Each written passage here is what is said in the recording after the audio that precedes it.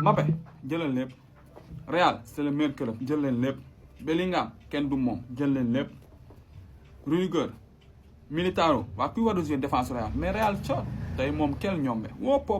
mais Barça Real retour ku ko tardé non mais loolu dara du ko dàq non loolu moom ñoomee day am foofu noonu allahu akbar. xam nga problème bi mooy kii day naqaree critiquer gars yi man moom laa leen di wax nee naa leen d' accord naa ak yéen Mbappé lu tax du taxaw ci point bi Mbappé day dézonné d' accord mais problème mooy day naqaree critiquer parce que day dugal d' accord taxawul ci point bi de mais xool leen championnat ñaata but la am 15 matchs lañ joué championnat Mbappé 16 buts la dugal 16 buts Ligue des champions ñaata match lañ joué 5 matchs ñaata buts la dugal 9 buts la dugal moo tax kii day naqaree critiquer les gars. Donc je pense que ni benn moment tamit d'accord du football point war na faa taxaw mais man dama jàpp ni lim tàmmul football excentré la ban xëy benn 2 ans 3 ans rek ñu bëgg ko adapté la force ci kaw man ni dafa war a am benn coach wala benn joueur leader bu nekk sur le terrain bu koy jàppale di ko repositionner à chaque fois su dézonné man en tant que coach ma wax ak Kylian Mbappé jéem a wax ak moom mu changer positionnement mais mooy kii le fait que ngeen naan Mbappé mooy yàq équipe Mbappé moo def la man j'entre pas dans ces détails ay Mbappé ak Vini duñu bokk terrain man j'entre pas dans ces détails. Mais je me dis que peut-être Mbappé ak Vini mënuñu leen critiquer parce que Vini il fait le minimum mu ngi créer ay occasion mu ngi def lii mu ngi def laa Mbappé pour nga critiquer ko c'est très difficile parce que boo jàkkaarloo ak Mbappé di naan da nga koy jéem a dal si kawam mu ne la kan mooy meilleur buteur Liga nga ni ko yow kan mooy meilleur buteur Ligue des Champions nga ni ko yow dans ce cas dana la yow da ngaa def Ligue la na nga may critiquer en tout cas il marque ses buts 16 matchs 15 matchs 16 buts 5 matchs 9 buts boo koy critiquer pour taxawal si point bi loo koy taxaw si pour dugal et moom il marque ses buts. Donc peut-être coach bi moo koy jéem a gérer ak tout simplement un leader sur le terrain ça va di ko jéem a recadrer mu dem nag maintenant ba adapté wu ci si point joueur yëpp duñ Cristiano Ronaldo de te ñun dañuy mel ne kuy xoolee yenn saa yi tuuti talent wu Cristiano Ronaldo kii Cristiano Ronaldo il est unique de toutes les façons il fait son travail et il a fait un match extraordinaire aujourd'hui rien à dire RAS et vraiment coach bi ak leader sur le terrain war nañ ko mën a jàppale pour mu gën a mën a taxaw ci point bi mais ay jaay Mbappé wala Vinicius dem ma jàpp ma ni du solution coach bi na jéem a peut-être recadrer ko et jouer sur le terrain couvrir Mbappé avec un leader boo xam si dina ko mën a gérer pour tout simplement mën a def exactement li fan Real Madrid bëgg. alhamdulilah les gars victoire du Real Madrid 3-1 contre Athletic Bilbao tey moom sincèrement képp ku seetaan match bi sa xol sedd na quoi parce que on a vu du beau jeu on a vu le Real Madrid qu'on aime tous voir Real Madrid boo xam ne day proposer du jeu te y avait du jeu on est très content tey sincèrement. Voilà, avec le doublé de Kylian Mbappé et un but de Eduardo Camavinga, Mbappé a mis un doublé plus une passe décisive. Non mais quel joueur, gars. Kylian Mbappé, Kiki de Bonde, il a marqué son 30e but, toute compétition confondue, avec 6 passes décisives. Gis ngeen ko nii. Eduardo Camavinga qui marque le 2e but du Real Madrid xam nga si bal boo xam ne Mbappé moo tëb remise ko mu mbëgg ko si camp yi mais gars yi du but bi kese mais Camavinga tey li mu football si milieu terrain bi incroyable Camavinga contrôle orienté bi. Passe transversale non mais Camavinga tey Camavinga il est très fort gis ngeen tey Camavinga li mu joué similé moom ak Jude Bellingham incroyable mais nag malheureusement après il est sorti sur blessure gis ngeen ko nii dafa mujj blessé génn quoi nañ ñaan yàlla mu bañ a nekk blessure bu grave du moom kese aussi même Trent Alexander-Arnold tamit dafa blessé gis ngeen ko nii vraiment ñun on est fatigué quoi en tout cas c'est une très belle victoire une victoire bien méritée wax dëgg yàlla tey toute l'équipe a joué équipe yëpp joué nañ tey y avait du beau jeu Thibaut Courtois si camp yi mais les arrêts de Courtois aussi incroyable Eder Militao aussi défense bi oh tey vraiment tey rien à dire quoi à la Madrid ina de match maintenant on est à 1 point du FC Barcelone. seen équipe bi tas leen ko ngeen def ko daayra équipe boo xam ne kenn mënut a samp ci yéen heure moo samp ci yéen ngeen rusloo ma non c'est grave. Félicitations à vous les merengues. Franchement, c'est une victoire qui est méritée. Il n'y a pas eu de débat, il n'y a pas eu de polémique. C'est une victoire qui est propre. Diap Bilbao dóor ko 3-0. Bilbao xam nga la mooy seen problème mën nañoo football de ils jouent bien donte sax tey ils ont pas pu concrétiser mais xamul li seen problème dañuy sóoraale Real gis ngeen li Atlético Madrid ragalee Barça gis ngeen vous avez vu c'est la même chose noonu la Bilbao ragalee Real Madrid. En fait ça se voyait dans le jeu que ni ñii ils ont peur du Real ñi amuñu woon fitu attaquer leen mais. am na 2 joueurs yoo xamante ne il faut ma wax si ñoom tey franchement ils sortaient du lot déjà premièrement je vais parler de Kylian Mbappé 62 buts en 2025 saison bi yëpp maanaam année 2025 bi yëpp il a marqué 62 buts mais malheureusement doo mën a battre record Messi bi 91 buts ci benn saison tu vois mënoo koo def c'est impossible mais non Mbappé il est fort franchement je l'avoue il est fort donc cette saison là actuellement 30 buts 6 passes D est-ce que vous êtes au courant Mbappé il est fort ak seen diggante ak yàlla kii nit la Courtois sama xol bi tuuti mu wadd lu Bilbao occasion jinne rek lañ amul ci match bi mais quand tu as un gardien comme ça góol bu baax loo ko jëndee jar na ko. Real Madrid am nañ bépp xeetu problème ci àdduna bi de mais mosuñu am problème mu góol Real Madrid yàgg ngeen leen dégg ci ay problème sama défense bi baaxul sama milieu bi baaxul mais Real Madrid mës ngeen a dégg ñun Real Madrid amul góol musta am à chaque fois ils ont des gardiens hors pair. Franchement Courtois su continuer ci lancé bi durant quelques années bu ko téewee fii équipe nationale comme club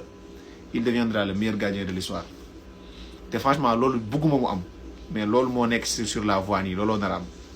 Félicitations au merengue, mais malgré tout, nous sommes le premier. Premier, vous pouvez déjà dire au revoir à ça. Vous ne serez plus jamais premier au classement. gars yi dégg nga lu Xabi Alonso wax après match bi nga xam ne Real Madrid gagné na ko Atlético Bilbao. match bi moom victoire obligatoire la woon quoi sinon Xabi Alonso toogaayam foofu ci Real Madrid di ngay xoolaat moo tax Real Madrid tey ñëw gagné na facilement kii nii di Bilbao 3-0 si stade am la ko fekk wax maa la mën maa la ëpp doole maa la gën baax la ay joueurs moo tax noggatu naa la gars yi daf ko noggatu dem yoonam 3 la ko doo dem yoonam gars yi puisque Mbappé moom mi ngi si terrain puisque Mbappé bu nekk si terrain bi noo mënti def Mbappé day dugal quoi noo mënti def mu dugal moo tax tey 2 bi la dugal ñaari bi yu exceptionnel la dugal ba pare def passe décisive si bitu Camavinga bi moo tax Real Madrid doon na 3-0 te Real Madrid gëj na am victoire gars yi tegle na 3 match di ko match nul foofu noonu ci championnat Espagne bi te Real Madrid gars yi dañoo pare pour xool avenir u Xabi Alonso demain incha allah dañuy def réunion quoi demain dañuy def réunion xool avenir u Xabi Alonso foofu ci Real Madrid te diñ koy tegal ay mission bu ko accomplir xam naa ne diñ koy dàq club bi te instant ni Zinedine Zidane moo nekkoon première option bu ko war a remplacer en cas de départ gars yi Xabi nag après match bi li la wax gars yi entraîneur Real Madrid bi kaddu yi la génne quoi nee na c'était l'un de nos matchs les plus aboutis. Nous avions besoin de cette victoire pour mettre fin à notre série de mauvais résultats. Xabi nee na match bi nag bokkoon na si match yu ñu gën a réussir quoi si saison ren bi te victoire bi aussi bokk na si victoire yu ëpp solo puisque victoire bi da leen permettre ñu mettre seen série match nii yu ñu nekkee woon gars yi en tout cas gars yi Real Madrid na moon na victoire gars yi Real Madrid teg leen na 3 matchs di ko match nii foofu championnat Espagne quoi te su incha allah Real Madrid dañuy réunion quoi dañuy réunion xool avenir u Xabi Alonso envers club bi. Real Madrid su amoon benn neuf boo xam ne day taxaw si biir surface ku mel ne Lewandowski ku mel ne Erling Haaland ay ñoom kenn sax mën naa ne dina noos ba kontaan parce que kii la Alexander Arnold foo ko laaj passe da la koy jox Vinicius mooy taxaw si côté moom mu taxaw latéral am transversal Mbappé laaj ba mu ne ko am transversal yaay bañ en tout cas daal tey convaincre na franchement maa ngi doon wax est-ce que li mu doon def fële ca Premier League bu ñëwee mais li nekk problème bi mooy blessure c'est pas la première fois que c'est blessé tey moo demande les changements moo tax ngeen gis ki ci Asensio en espérant que c'est pas grave parce que à quelques jours tase kii di Real Madrid dina ak Manchester City du moins Real Madrid dina ko soxla trop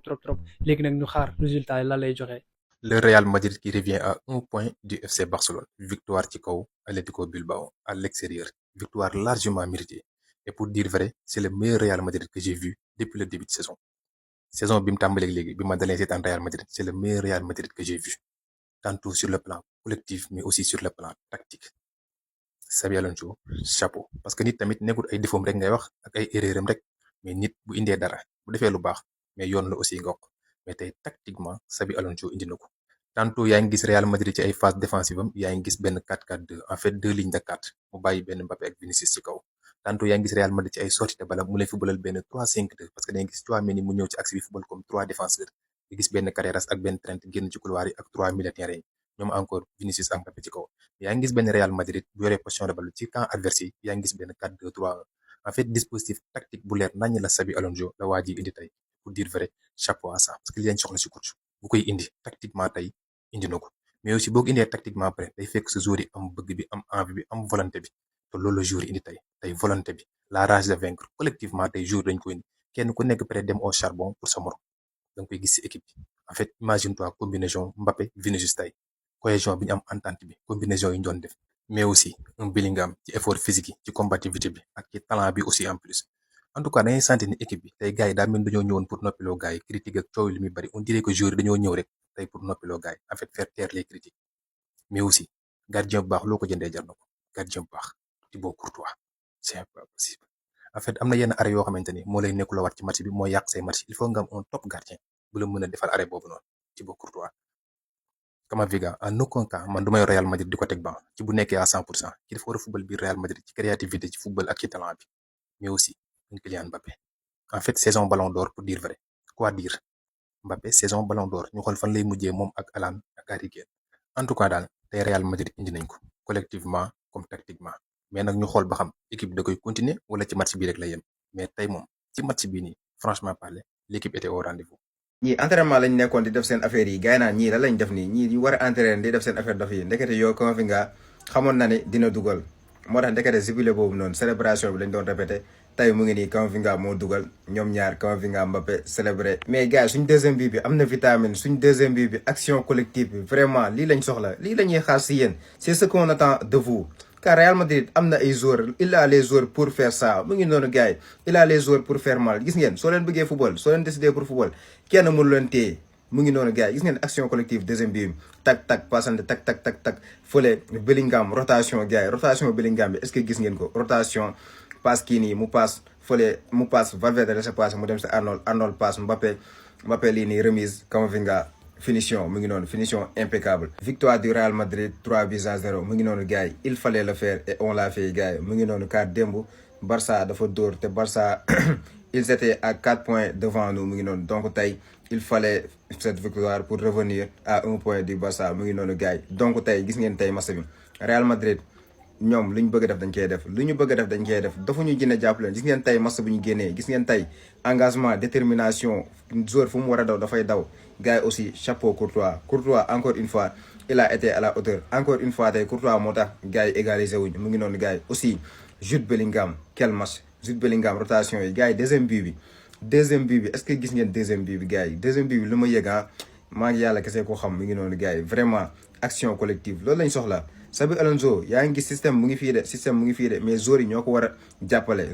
a jàppale à chaque fois damay daal Xabi Alonso mais joueurs yi aussi parfois doo sa comprendre gis ngeen tey lu ñu bëgg a def dañ koy def suñu bëggee football dañuy football Vinicius Junior grand match Mbappé encore une fois kii moom dama kaa jëlale mu ngi noonu Mbappé doublé plus passe décisive mu ngi noonu gars yi en tout cas gars yi il fallait le faire on l'a fait à la Madrid ina remas. Le Real Madrid gagne avec la manière pour la première fois Athletic bi nag mu gagné buñ jàpp ne Athletic bu baax la comme yi tàmm joué bi ñu mujjee gagné fële seen dëkk du Athletic bi ndax Athletic gën nañ kaa xam ne mu gën a rigoureux gën a li nga xam ne mooy joxe ci match gën a am engagement ak détermination te Athletic bi soo xoolee il était très offensif Valverde tey xaw ma lu ko dal ba mu indi Athletic ne leen offensif leen à ce point moo tax il y a eu des contres pour le Real Madrid on a raté beaucoup d'occasions aujourd'hui ba tax na mais quand même ñoo mujjee gagné 3-0 ki nga xam ne mooy ñàkk William manquement bi xaw na si feeñ parce que soo xoolee moo daan gën a sonal li nga xam ne mooy attaque défense Real Madrid bi tey dafa blessé rakk ci kase football te xoolee gisul dara Arnold la amoon amul sax li nga xam ni moom la bëggoon si terrain bi après ñu dugal ko Asensio mu gën a sonnati après si la ko coach bi di Valverde remplacé mais ki nga xam ne mooy Xabi Alonso man dama ne blessure bu amul c'est le 11 bi mu doon wër tey mën naa wax gis naa ko parce que Camavinga c'est le seul joueur boo xam ne moom nga mën a teg si côté Tchouaméni il fonctionne à merveille Arda Güler muy Arda Güler rek muy Uyse nag ñoom ñëpp ku si ñëwaat na toog si banc bi tant que Rudiger Militao sont à 100% ñoo war a titulaire si li nga xam ne mooy axe bi peut-être mën nañoo xool li nga xam ne mooy latéral bi di côté Alexander Arnold mais le latéral droite baax na la milieu terrain bi Tchouaméni Camavinga Bellingham rien à dire ñu mu joué ko sur 4-2-3-1 bi Valverde comme ki nga xam ne mooy Ancelotti li mu ko fi tàmbaloon def benn milieu excentré soo leen xoolee tey il a parfaitement géré li nga xam ne mooy matcham kenn du wax Valverde dafa réer Valverde dugg na fii wala tey dafa géré matcham moom Jude Bellingham il était très bien ci li nga xam ne mooy position yi leen teg de même que Camavinga Arda Güler rek ki nga xam ne mooy Bellingham soo leen xoolee saa bu ñu bokkee terrain bi soit Arda Güler day réer wala ñoom ñaar ñëpp dañuy réer wala kenn sax moo si génn des fois ci li nga xam ne mooy terrain bi def match bu baax soo leen xoolee tey Valverde offensivement il était bien défensivement ki nga xam ne mooy Kylian Mbappé nag aujourd'hui encore une fois il marque 2 buts gars yi yëpp nee nañ Kylian Mbappé bu fi nekkul Real du gagné du dugal ak yi attaquant soxla boo ko amee lii la mu lay dugalal ay buts mais certes li Luis Enrique waxoon ba tey rek Mbappé mën na dugal 100 buts mais moom il préfère joueur bu nekk am 5 joueurs bu nekk di am ay 10 ba 15 buts que benn joueur boo xam ne day dugal 50 buts ci benn saison ki nga xam ne mooy Vinicius nag tey soo gisee kontaan na trop mais deful match bi nga xam ne war na kaa def carrément Mbappé dugal na ay butam Jude Bellingham qui était très fort ki nga xam ne mooy Camavinga de même 4-2-3-1 bi baax na 11 bi suñu blessure leen nañu sonal muy blessure su teyee Uysen mooy wér suba Jude Bellingham kii Militao blessé tey soo leen xoolee Rudiger mi ngi doon jàmmat Arnold aussi mi ngi jàmmat Arnold tey soo leen xoolee passe mi mu def yëpp presque c'est long transversal yëpp réussir Kylian Mbappé temps yi soo leen xoolee bopp bi mi ngi koy commencé forcer ci jeu bi en tant que attaquant soo leen xoolee te dara nekkoon jour boo xam ne day bañ balle de tête. C'est la deuxième fois tey bee passé dafa dugaloon bi tey mu délivrer li nga xam ne mooy passe décisif ci boppam bi kan moo dugal Camavinga. bu blessure amul daal Xabi Alonso gis nga lii di 11 bi nga ñu aligné match tey bi nañu ko aligné naatal pour une fois sax ñu am benn 11 boo xam ne nañ joué 2 matchs ba 3 matchs consécutifs ndax Arnold bi je sens que narul ñëwaat ndax ni mu génnee narut a football da nga xam ne mooy prochain match foofu moom du problème côté boobu du problème mais li nga xam ne mooy 11 bii nii Militao, Carreras, Rudiger, Arnold wala Asensio Valverde milieu terrain bi comme 2 pivots nga tegal ñu Camavinga ci nga xam ne mooy Tchouaméni kaw gi